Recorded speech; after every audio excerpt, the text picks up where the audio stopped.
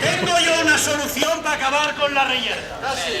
Unas pelotas de goma ideales para tuertos. Y para vosotros, abuelos, un tratamiento termal. Chorros con un cañón de agua en el cerito sexual. Todos estos instrumentos, gentileza de los mozos, que os curran en catalán y recibís más gozosos. Da gracia que no ha venido la delegada del gobierno. Que con esa hija de puta sabríais que es el infierno. Y aquí paz y después gloria. Y todo el mundo a callar. Esa España que se rompe solo la puede salvar el Quijote con bigote, San José María Aznar.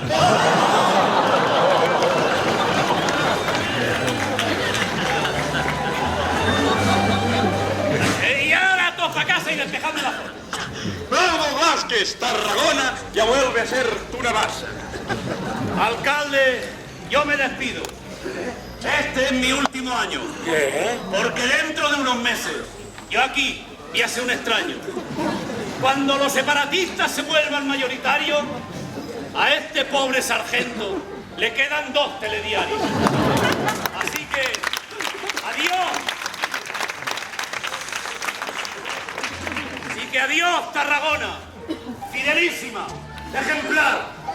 Te voy a recordar siempre, cuando me siente a cagar.